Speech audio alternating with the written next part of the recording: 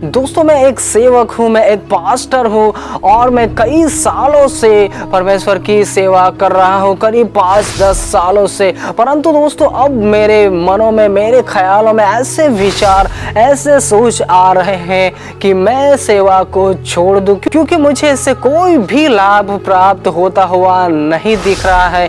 क्योंकि मैं बहुत सालों से परमेश्वर की सेवकाएं तो कर रहा हूँ, परंतु मुझे बहुत ही फाइनेंशियल प्रॉब्लम से गुजरना पड़ता है, मुझे बहुत ही दिक्कतों का सामना करना पड़ता है। इस शारीरिक जीवन में चलते हुए बहुत सी लोगों के तानों को भी सुनना पड़ता है। और दोस्तों, मेरी कलीसिया भी आत्मिक रीति से आगे नहीं बढ़ रही है। जहां पर शुरुआत की थी उसी जगह पर कलीसिया रुकी हुई है। और तो और पहले जितने भी लोग आते थे, बहुत ही परमेश्वर के लोग बुलाए हुए आते थे, परंतु दोस्तों अब ऐसा हो रहा है कि जो लोग आते थे उनमें भी बहुत से लोग अब नहीं आ रहे हैं और मेरा चर्च जैसे कि खाली होता हुआ मालूम पड़ रहा है। दोस्तों मुझे समझ में नहीं आ रहा है कि मैं क्या करूं, क्या नहीं करूं। इसलिए मेरे मनों में बहुत से ऐसे विचार आते हैं कि मैं चर्च नहीं चला, मैं परमेश्वर की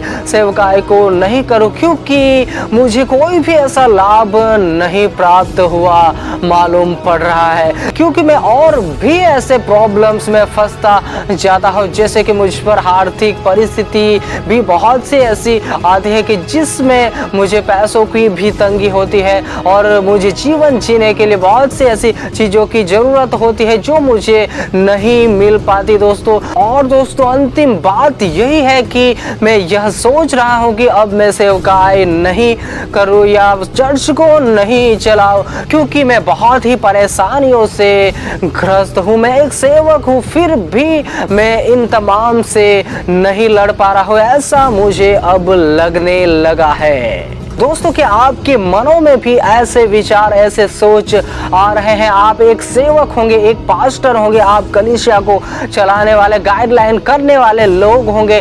आपको परमेश्वर ने कलीसिया चलाने के लिए नियुक्त किया होगा और आपको ऐसा लग रहा होगा कि मैं हारता हुआ नजर आ रहा हूँ या आप छोड़ने की भी सोच रहे होंगे। तो दोस्तों, आज का यह मैसेज आपके लिए और मेरे लिए ही है दोस्तों, क्योंकि परमेश्वर का वचन हमें यह जताता है, यह बताता है कि जो भी मनुष्य हल पर हाथ रखे और पीछे मुड़कर देखता है तो वह परमेश्वर के योग्य नहीं है। सीधे शब्दों में मैं और आप समझे तो अगर हम परमेश्वर की कोई भी सेवकाई कर रहे हैं और हम हार रहे हैं या परमेश्वर से दूर जाने की सोच रहे हैं, तो मुझे और आपको सावधान होने की जरूरत है। क्योंकि दोस्तों, आप और मैं चुने हुए लोग हैं जिससे भी परमेश्वर ने उसकी सेवकाई के लिए नियुक्त किया है। आपको बहुत सी ऐसी प्रॉब्लम्स का सामना करना पड़ रहा होगा, आप बहुत ही आर्थिक परिस्थितियों में या फाइनेंशियल प्रॉब्लम से लेकर हर एक में आप